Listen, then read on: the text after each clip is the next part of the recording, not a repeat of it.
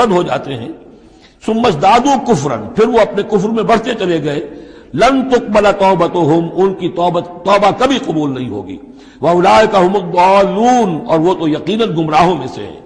ان الذین کفروا وماتوا وهم کفار، یقیناً وہ لوگ کہ جنہوں نے کفر کیا اور فوت ہو گئے، مر گئے اسی حال میں کہ وہ کافر تھے، فلن يقبل من احدهم ملء الارض ذهبا ولو افتدى به، تو ان میں سے کسی ایک سے زمین کی مقدار کے مطابق سونا بھی فدیے میں قبول نہیں کیا جائے گا اگر وہ پیش کر سکے۔ اب ظاہر بات ہے یہ محال ہے، ناممکن ہے، لیکن یہ کہ بات سمجھانے کے لیے کہ وہاں پر کوئی فدیہ نہیں ہے، زمین کے حجم کے برابر بھی سونا دے کر اور کوئی چھوٹنا چاہے گا تو نہیں چھوٹے گا۔ یہ وہی بات ہے، واتقوا یوما لا تجزی نفس عن نفس شیئا ولا يقبل منها شفاعۃ ولا يؤخذ منها عدل، کوئی فدیہ نہیں لیا جائے گا، ولا هم ينصرون، نہ ان کی مدد ہوگی۔ اولئک لهم عذاب علیم، یہ وہ لوگ ہیں کہ جن کے لیے ہے دردناک عذاب، وما لهم من ناصرین، اور نہیں ہوں گے ان کے لیے مدد کرنے والے۔ لن تنالوا البر حتى تنفقوا مما تحبون وما تنفقوا من شيء فإن الله به علیم۔ اس آیت کا حوالہ میں دے چکا ہوں آیہ بر کے ضمن میں کہ یہ جو نیکی ہے، مظاہر نیکی میں سے، عملی نیکی میں سب سے بڑی، سب سے پہلی، سب سے مقدم انسانی ہمدردی، اور انسانی ہمدردی میں اپنا مال خرچ کر سکنا، اور مال بھی وہ کہ جو محبوب ہو، ردی ہو، دل سے اتر گیا ہو، بوسیدہ ہو گیا ہو، وہ کسی کو دے کر اور سمجھا جائے کہ حاتم طائی کی قبر پر لات مار دی میں نے، تو وہ حماقت ہے اپنی جگہ پر۔ لن تنالوا البر حتى تنفقوا مما تحبون، تم ہرگز نہیں پہنچ سکو گے نیکی کے مقام کو جب تک کہ خرچ نہ کرو اس میں سے جو تمہیں پسند ہے۔ وما تنفقوا من شيء فإن الله به علیم، اور جو کچھ بھی تم خرچ کرو گے اللہ کو اس کا علم ہے۔ کل طعام کان حلا لبنی اسرائیل الا ما حرم اسرائیل علی نفسہ من قبل ان تنزل التوراۃ، یہ بھی ایک جھگڑا تھا، یہودی کرتے تھے کہ ان کی شریعت میں اونٹ کا گوشت حرام تھا، حضور نے آ کر جو حرام چیزوں کا اعلان کیا اس میں اونٹ کا گوشت حرام نہیں ہے۔ ان کا اگر شریعت یہ وہی ہے، اگر شریعت موسوی ہے تو یہ تغیر کیسے ہو گیا؟ اس کی حقیقت بتائی ہے کہ تورات کے نزول سے قبل حضرت یعقوب علیہ السلام کو ذاتی جیسے بات ہوتی ہے کہ شاید ناپسند ہے، انہوں نے اونٹ کا گوشت اپنے اوپر حرام کر لیا تھا، جیسے حضور نے اپنی 2 ازواج مطہرات کی دلجوئی کے لیے بعض چیزیں جو حلال تھیں ان کی قسم کھا لی، یا ایھا النبی لما تحرم ما احل اللہ لک تبتغی مرضات ازواجک، یہ چیز ان کے ہاں روایت کے طور پر چلی آ رہی تھی، تو اللہ نے فرمایا لاؤ تورات اور دکھاؤ کہاں لکھا ہوا۔ تورات کے نزول سے پہلے یہ شکل حضرت یعقوب علیہ السلام کی تھی، اس کی تم پیروی کر رہے ہو۔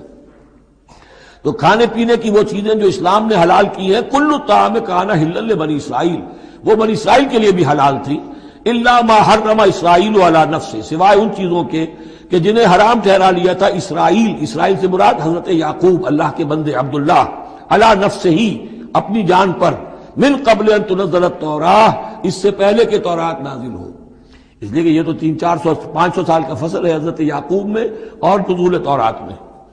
تو فاتوا بالتوراۃ فاتلوها، اے نبی ان سے کہیے تم جو اعتراض ہم پر کر رہے ہو تو لاؤ تورات اور پڑھو اور دکھاؤ، ان کنتم صادقین، اگر تم سچے ہو۔ شریعت تورات کے اندر کہیں بھی اونٹ کے گوشت کی حرمت نہیں ہے۔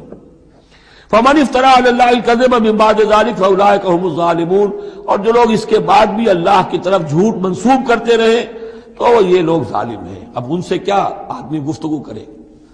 قل صدق اللہ، کہہ دیجئے اللہ نے جو کچھ کہا صحیح فرمایا۔ فاتبعوا ملت ابراہیم حنیفا، بس پیروی کرو ملت ابراہیم کی جو یکسو تھے یا یکسو ہو کر، یہ حنیفہ کا لفظ دونوں طرف جا سکتا ہے، ابراہیم کی صفت یا حال حنیفہ، اور یہ اتباع کا حال بھی ہو سکتا ہے۔ فاتبعوا ملت ابراہیم حنیفہ، یکسو ہو کر، بعد کی تمام تقسیمات سے بلندتر ہو کر جو ابراہیم کا طریقہ ہے اس کی پیروی کرو۔ وما کان من المشرکین، اور مشرکین میں سے نہیں تھے۔ ان اول بیت وضع للناس للذی ببکہ، یقیناً پہلا گھر جو لوگوں کے لیے بنایا گیا اللہ کی عبادت کے لیے وہ وہی ہے جو بکہ میں ہے۔ بکہ اور مکہ یہ دو در حقیقت ایک ہی لفظ کے لیے دو پروننسیشن سے۔ ان اول بیت وضع للناس للذی ببکہ مبارکا وہدی للعالمین، برکت والا ہے اور تمام جہان والوں کے لیے ہدایت کا ذریعہ ہے۔ فیہ آیات بینات مقام ابراہیم، اس میں آیات بینات ہیں. ترتیب دیکھ لیجئے, وہاں کے 4 رکوع جو تھے ان میں پہلے اس کا ذکر ہوا تھا, پھر باقی ساری گفتگو تھی. یہاں ترتیب الٹ گئی ہے, ساری گفتگو کے بعد اب آخر میں یہ حصہ جو ہے تیسرا اس کا وہ ختم ہو رہا ہے, اس نصف اول کا, اور آخر میں تذکرہ حضرت ابراہیم کا ہے. مضامین وہی ہیں, ترتیب بدل گئی ہے. فی آیات بینات, اس میں تو بڑی روشن نشانیاں موجود ہیں. مقام ابراہیم, جیسے مقام ابراہیم. ومن دخلہ کان آمنا, اور جو بھی اس میں داخل ہو جاتا ہے امن میں آ جاتا ہے. بدترین پورے عرب کے اندر خوریزی ہوتی تھی, لیکن حرم میں اپنے باپ کے قاتل کو بھی اگر دیکھ لیتے تھے تو کچھ نہیں کہتے تھے. یہ ایسی روایت اس حرم کی رہی ہے اور آج تک ہے اللہ کے فضل و کرم سے, کہ وہاں پر امن ہی امن ہے, دار الامن. من دخلہ کان آمنا وَلِلَّهِ عَلَى النَّاسِ حِجُّ الْبَيْتِ مَنِ اسْتَطَاعَ إِلَيْهِ سَبِيلًا. اور للہ علی الناس, اب لام اور علی کو یہاں نوٹ کر لیجئے. اللہ کا حق ہے لوگوں پر کہ وہ حج کرے اس کے گھر کا, جو بھی استطاعت رکھتا ہو اس کے سفر کی. للہ علی الناس, اللہ کا حق ہے لوگوں پر. حج البیت, گھر حج کرنا بیت اللہ کا. من استطاع الیہ سبیلا, جو بھی استطاعت رکھتا ہو راستے کی, سفر کی. ومن کفر, اب یہاں کفرہ کے معنی کیا ہوں گے؟ جو استطاعت کے باوجود حج نہیں کرتا وہ گویا کہ کفر کرتا ہے. ومن کفر فإن اللہ غنی عن العالمین, تو وہ اللہ تو غنی ہے تمام جہانوں سے. قل یا اہل الکتاب لم تکفرون بآیات اللہ. اب آخری یہ آیات ہے, بڑا ہی انداز جو ہے جھنجھوڑنے کا, اور جیسے کہ پیئرسنگ آئیز کے ساتھ دیکھ کر کسی سے بات کی جائے اور اس کے یعنی نگاہیں گاڑ کر اس پر. قل یا اہل الکتاب لم تکفرون بآیات اللہ, کیوں اللہ کی آیات کا انکار کر رہے ہو؟ واللہ شہید علی ما تعملون, اور جبکہ جو کچھ تم کر رہے ہو اللہ اسے دیکھ رہا ہے. قل یا اہل الکتاب لم تصدون عن سبیل اللہ, کہہ دیجئے ہے کتاب والو کیوں روکتے ہو اور روکتے ہو. صد یا سد دونوں معنی دیتا ہے, لازم بھی متعدی بھی. خود رک جانا, دوسروں کو روکنا. کیوں رکتے ہو اور روکتے ہو اللہ کے راستے سے؟ من آمنا, جو ایمان لے آتا ہے. تبغونہا عوجا, تم اس کے لیے ٹیڑھ تلاش کرتے ہو, سازشیں کرتے ہو کہ صبح کو ایمان لاؤ اور شام کو کافر ہو جاؤ, تاکہ یہ ایمان والے جو ہیں ان کے دل میں بھی وسوسے اور دغدغے پیدا ہو جائیں. من آمن تبغونہا عوجا, تم چاہتے ہو کہ وہ بھی کج راستہ اختیار کر لیں. وانتم شہداء, اور تم خود جانتے ہو جو کچھ کر رہے ہو. وما اللہ بغافل عما تعملون, اور اللہ غافل نہیں اس سے جو تم کر رہے ہو. لیکن ان تمام سازشوں کے جواب میں اہل ایمان سے کہا گیا یا ایھا الذین آمنوا ان تطیعوا فریقا من الذین اوتوا الکتاب یردوکم بعد ایمانکم کافرین. اے وہ لوگوں جو ایمان لائے ہو, اگر ان اہل کتاب کے ان کسی گروہ کی تم پیروی کرو گے تو یہ تمہیں لازماً لوٹا کر لے جائیں گے تمہارے ایمان کے بعد, پھر تمہیں کفر کی حالت میں لے جائیں گے. وَکَیْفَ تَکْفُرُونَ, اور سوچو تو صحیح کیسے کفر کرو گے, کیسے اس راستے پر جاؤ گے. وَأَنْتُمْ تُتْلَىٰ عَلَيْكُمْ آیَاتُ اللَّهِ, جبکہ تم پر اللہ کی آیات پڑھ کر سنائی جا رہی ہیں. وَفِيكُمْ رَسُولُهُ, اور تمہارے اندر اس کا رسول موجود ہے بنفس نفیس. اس سے آپ اندازہ کیجئے کہ علماء یہود کا کتنا اثر تھا. اوس اور خزرج کے لوگ بڑے مرعوب تھے, چونکہ یہ ان پڑھ لوگ تھے, کوئی کتاب نہیں, کوئی شریعت نہیں, کوئی قانون نہیں. یہ لوگ صاحب کتاب تھے, صاحب شریعت تھے, ان کے یہاں علماء تھے, تو مرعوب تھے. لہذا یہاں جو اوس اور خزرج کے لوگ اسلام لے آئے تھے ان کے بارے میں اندیشہ ہوتا تھا کہ کہیں ان ساری ریشہ دوانیوں کا شکار نہ ہو جائیں. وَكَيْفَ تَكْفُرُونَ وَأَنْتُمْ تُتْلَىٰ عَلَيْكُمْ آیَاتُ اللَّهِ وَفِيكُمْ رَسُولُهُ, کیسے کفر کرو گے تم جبکہ تمہیں اللہ کی آیات پڑھ کر سنائی جا رہی ہیں اور اللہ کے رسول تم میں موجود ہیں. وَمَن يَعْتَصِم بِاللَّهِ فَقَدْ هُدِيَ إِلَىٰ صِرَاطٍ مُسْتَقِيمٍ, اور جو اللہ سے چمٹ جائے اس کی ہدایت ہو گئی ہے صراط مستقیم کی طرف. جو اللہ کی پناہ میں آ جائے, جیسے بچہ اگر اسے خطرہ محسوس ہو, شیرخوار بچہ دوڑ کر آ کے ماں سے چمٹ جائے گا. اب وہ یہ سمجھے گا میں قلعے میں آ گیا ہوں, اب مجھے کوئی کچھ نہیں کہہ سکتا, میں اپنی ماں کی گود میں آ گیا, ماں سے چمٹ گیا. اسے کیا پتا کہ کوئی درندہ صفت انسان اسے کھینچے ماں کی گود سے, اچھالے اور کسی بلم کے اوپر کسی نیزے کی انی کے اندر پرو لے. ایک بچہ یہ سمجھتا ہے کہ میں ماں کے پاس آ گیا تو بس میں اب پناہ میں ہوں. ایسے ہی من یعتصم باللہ, جو اللہ کی پناہ میں آ گیا, فقد ہدی الی صراط مستقیم, اس کی ہدایت تو ہو گئی سیدھی راہ کی طرف. اللہم ربنا اجعلنا منہم, اللہم ربنا اجعلنا منہم, آمین یا رب العالمین. یا ایھا الذین آمنوا اتقوا اللہ حق تقاتہ ولا تموتن الا وانتم مسلمون. واعتصموا بحبل الله جميعا ولا تفرقوا واذكروا نعمة الله عليكم إذ كنتم أعداء فألف بين قلوبكم فأصبحتم بنعمته إخوانا وكنتم على شفا حفرة من النار فأنقذكم منها كذلك يبين الله لكم آياته لعلكم تهتدون وَلْتَكُن مِّنكُمْ أُمَّةٌ يَدْعُونَ إِلَى الْخَيْرِ وَيَأْمُرُونَ بِالْمَعْرُوفِ وَيَنْهَوْنَ عَنِ الْمُنكَرِ وَأُولَٰئِكَ هُمُ الْمُفْلِحُونَ صدق الله العظيم. رب اشرح لي صدري ويسر لي أمري واحلل عقدة من لساني يفقهوا قولي. سورہ آل عمران کا جو نصف ثانی اب شروع ہو رہا ہے تو آپ نے یہ مشابہت بھی نوٹ کر لی ہوگی کہ نصف اول میں سورہ بقرہ میں بھی ایک مرتبہ یا ایھا الذین آمنوا سے خطاب تھا، یا ایھا الذین آمنوا لا تقولوا راعنا وقولوا انظرنا واسمعوا. اسی طرح سورہ آل عمران کے نصف اول میں بھی ایک آیت وہ اوپر آ چکی ہے کہ یا ایھا الذین آمنوا ان تطیعوا فریقا من الذین اوتوا الکتاب یردوکم بعد ایمانکم کافرین. لیکن اصل خطاب جو ہے مسلمانوں سے شروع ہو رہا ہے وہ 11ویں رکوع سے، اور یہاں پر اصل میں ایک سہ نکاتی لائحہ عمل دیا جا رہا ہے امت کو.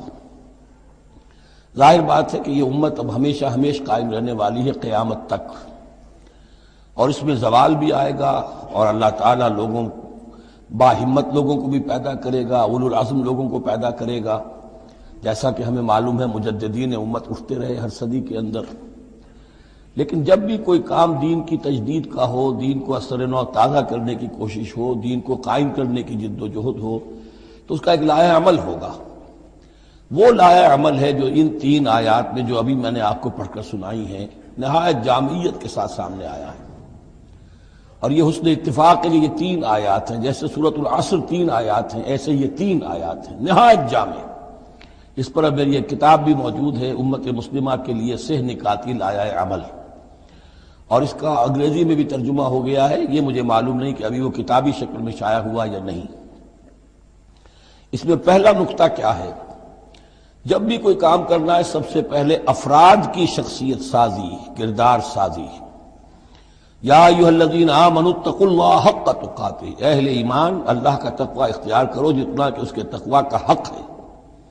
وَلَا تَمُوتُنَّ إِلَّا وَأَنْتُم مُّسْلِمُونَ، اور دیکھنا ہرگز موت نہ آنے پائے مگر فرما برداری کی حالت میں. یہ سب سے گاڑھی آیت ہے قرآن مجید میں تقوی کی تلقین کے لیے. اللہ کا حق جتنا ہے اتنا تقوی. اس پر صحابہ گھبرا گئے کہ یا رسول اللہ کا حق کون ادا کر سکتا ہے؟ پھر جب آیت اتری ہے سورہ تغابن کی کہ فاتقوا اللہ ما استطعتم، اپنی امکانی حد تک تقوی اختیار کرو، تب ان کی جان میں جان آئی.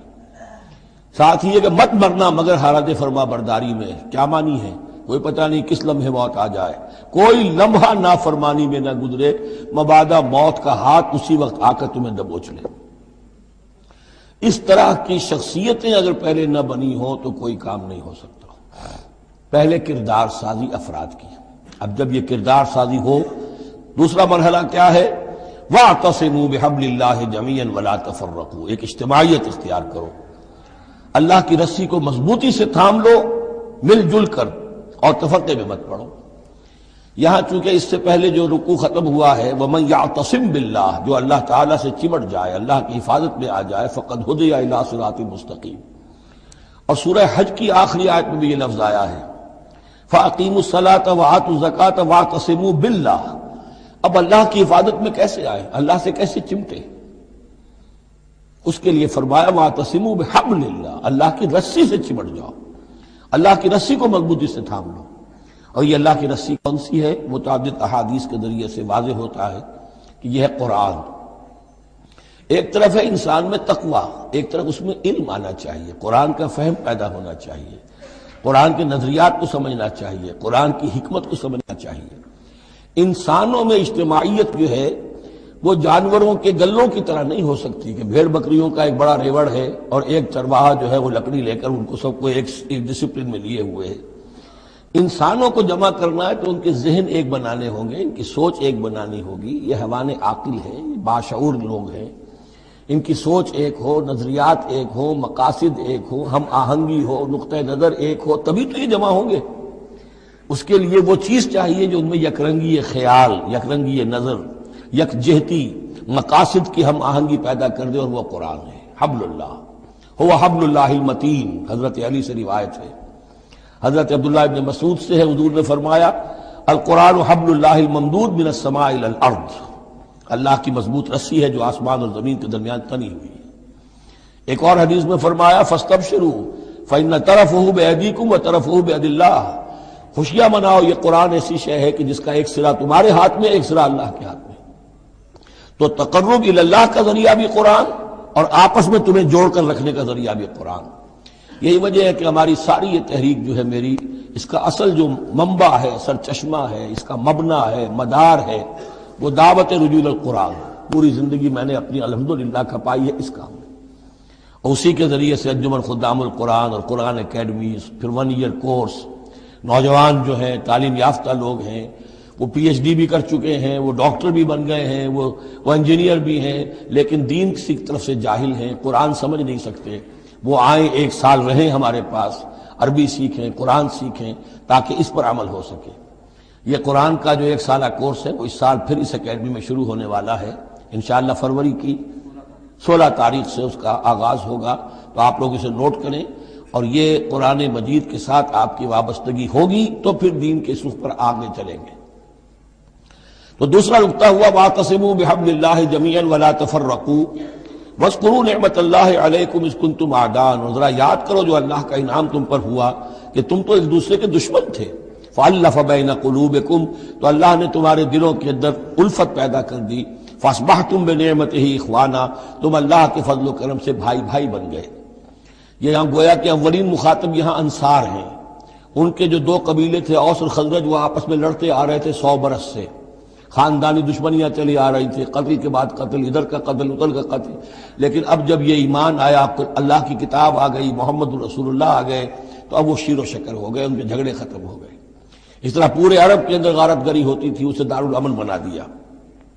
وَكُنْتُمْ عَلَىٰ شَفَا حُفْرَةٍ مِّنَ النَّارِ، اور تم تو آگ کے ایک گڑھے کے کنارے تک پہنچ گئے تھے، بس اس میں گرنے والے تھے، فَأَنْقَذَكُم مِّنْهَا، تو اللہ نے اس سے تمہیں نکال لیا اور بچا لیا۔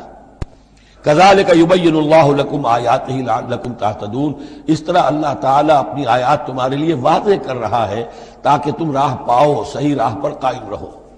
یہ 2 نقطے ہو گئے، پہلے افراد کے کردار کی تعمیر، تقوی اور تابعداری، فرما برداری، پھر جمعیت، تنظیم، جماعت، اور اس کے لیے جو معنوی، جو اس کے لیے ہے، جو محور ہے اس تنظیم کا، وہ معنوی محور کیا ہے؟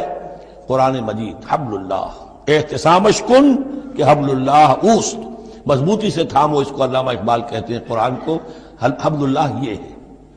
اب یہ جو حبل اللہ، اور جو اس کے لیے ظاہری شکل بنے گی، وہ بھی اس صورت میں ہم پڑھ چکے ہیں، من انصاری اللہ، کہ کوئی اللہ کا بندہ کھڑا ہو اور کہے کہ میں تو اس راستے پر چل رہا ہوں، اب کون ہے جو میرے ساتھ آتا ہے اور میرا مددگار بنتا ہے۔ اب ایسی جمعیت جو وجود میں آئی وہ کیا کرے گی؟ یہ تیسری آیت اہم ترین ہے۔ وَلْتَكُن مِّنكُمْ أُمَّةٌ يَدْعُونَ إِلَى الْخَيْرِ وَيَأْمُرُونَ بِالْمَعْرُوفِ وَيَنْهَوْنَ عَنِ الْمُنكَرِ، سے نکاتی پھر آ گیا۔ تیسرے میں 3 کام، یہ جماعت کے کرنے کے کام صرف 3 ہیں، دعوت خیر، دعوت الی الخیر، اور سب سے بڑا خیر یہ قرآن ہے۔ یامرون بالمعروف، نیکی کا حکم دیتے رہیں، وینہون عن المنکر، اور بدی سے روکتے رہیں، واولئک هم المفلحون، اور یہی لوگ ہیں جو فلاح پانے والے ہیں۔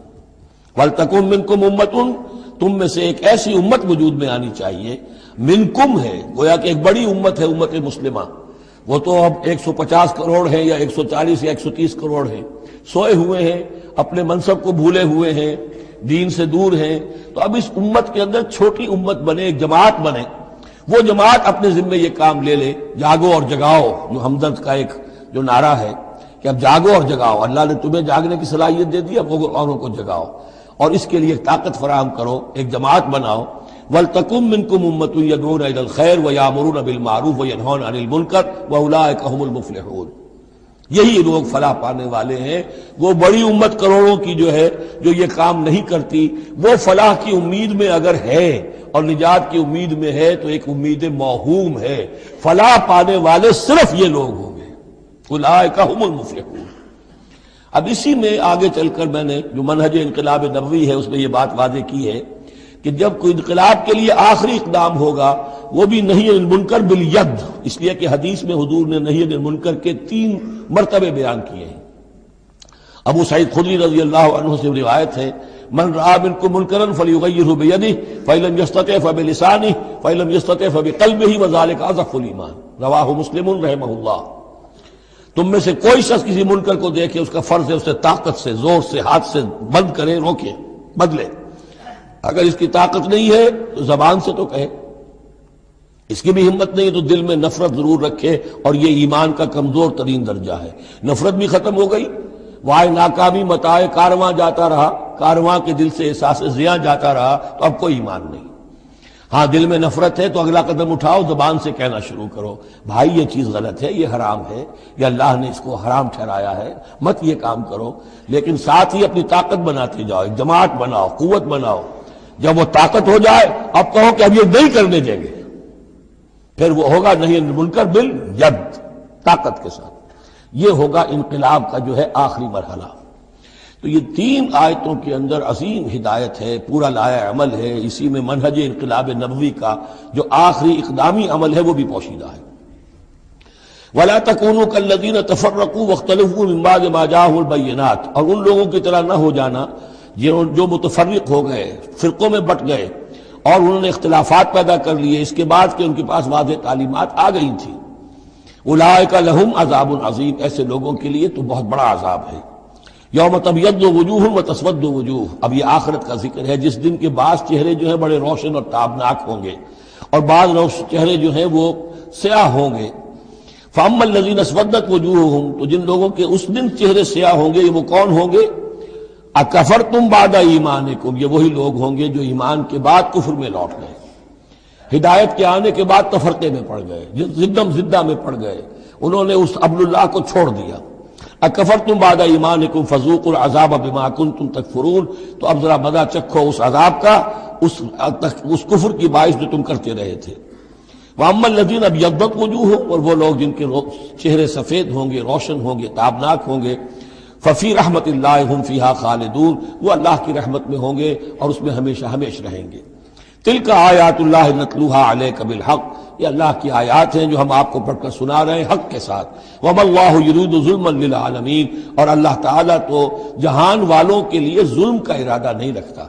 لوگ اپنے اوپر ظلم کرتے ہیں، خود غلط راستے پر پڑتے ہیں، اور اس کی پھر ان کو سزا دنیا اور آخرت میں بھگتنی پڑتی ہے۔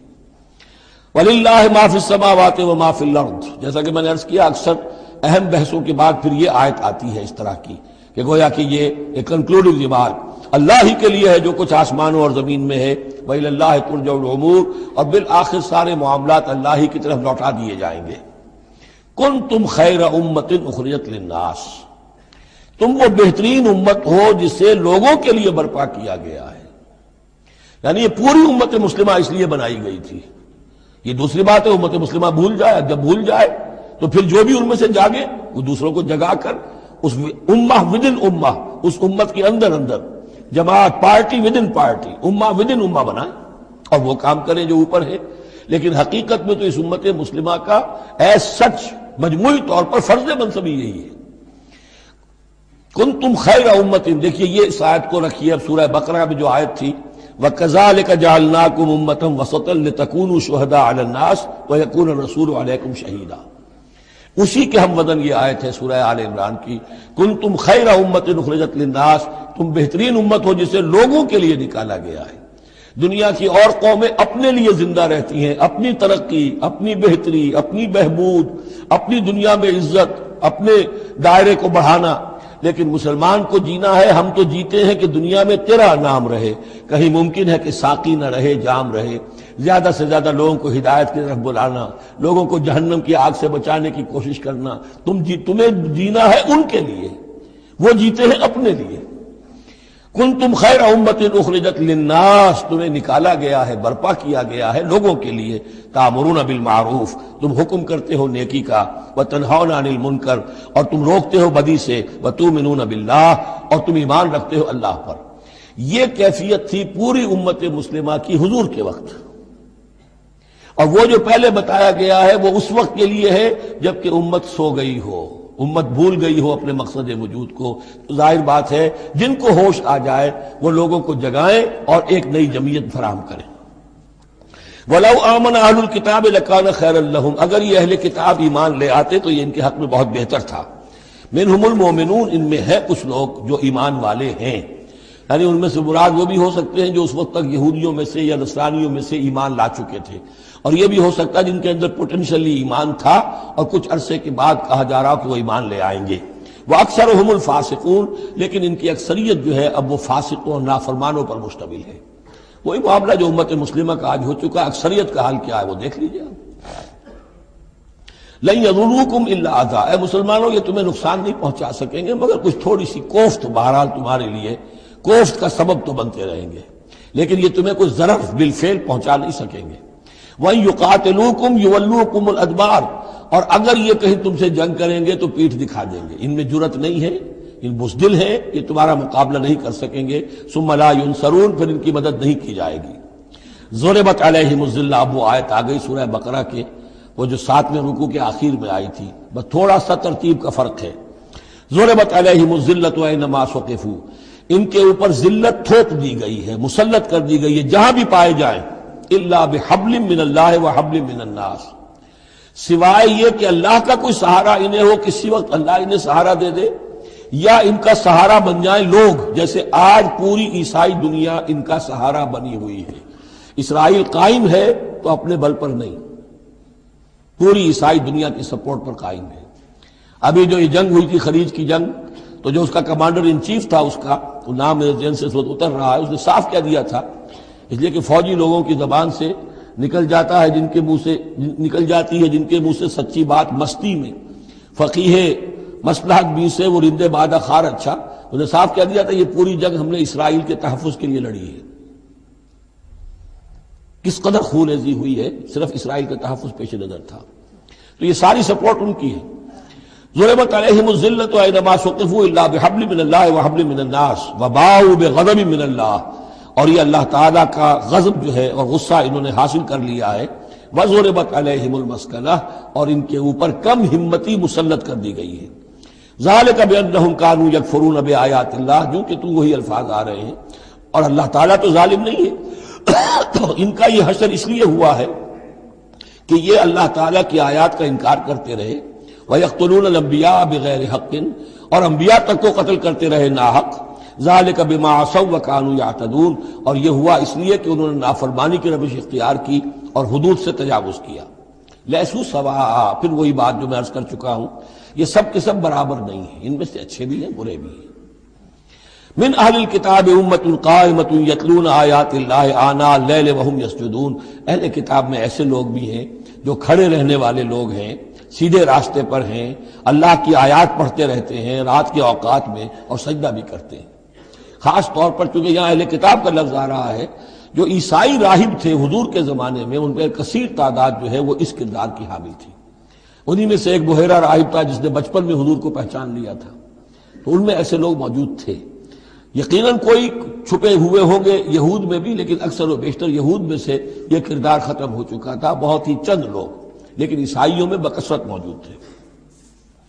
لیسوا سواء من اہل الکتاب امۃ قائمۃ یتلون آیات اللہ آناء اللیل وہم یسجدون یؤمنون باللہ والیوم الآخر، وہ ایمان رکھتے ہیں اللہ پر اور یوم آخر پر۔ وَيَأْمُرُونَ بِالْمَعْرُوفِ وَيَنْهَوْنَ عَنِ الْمُنْكَرِ، نیکی کا حکم دیتے ہیں بدی سے روکتے ہیں۔ وَيُسَارِعُونَ فِي الْخَيْرَاتِ، اور نیکیوں میں ایک دوسرے سے آگے نکلنے کی کوشش کرتے ہیں۔ وَأُولَٰئِكَ مِنَ الصَّالِحِينَ، اور یقیناً یہ صالحین میں سے ہیں۔ وَمَا يَفْعَلُوا مِنْ خَيْرٍ فَلَنْ يُكْفَرُوهُ، جو خیر بھی یہ کریں گے تو اس کی ناقدری نہیں کی جائے گی۔ وَاللَّهُ عَلِيمٌ بِالْمُتَّقِينَ، اللہ تعالیٰ اپنے ایسے متقی بندوں سے واقف ہے۔ ان الذین کفروا لن تغنی عنہم اموالہم ولا اولادہم من اللہ شیئا، اس کے برعکس جو لوگ کفر پر اڑ جائیں گے ان کے کام نہیں آ سکیں گے، نہ ان کے اموال نہ ان کے اولاد، اللہ سے بچانے میں کچھ بھی۔ واولئک اصحاب النار، وہ جہنمی ہیں، ہم فیہا خالدون، اسی میں رہیں گے۔ مثل ما ينفقون في هذه الحیات الدنیا کمثل ریح فیہا سر اصابت حرث قوم ظلموا انفسهم فاہلکت۔ اب یہ جو جنگیں کر رہے تھے قریش مکہ، تو ظاہر بات ہے کہ وہ بھی انفاق کرتے تھے، فوج تیار کرنی ہے، اونٹ چاہیے، سواریاں چاہیے، ہتھیار چاہیے، تو خرچہ کرتے تھے نا۔ اب یہ اس کی طرف اشارہ ہے کہ یہ لوگ جو دنیا کی زندگی میں کچھ خرچ کرتے ہیں، یا تو دین کی مخالفت کے لیے، یا اپنے جی کو ذرا جھوٹی ایک تسلی دینے کے لیے کہ ہم کچھ نہ کچھ صدقہ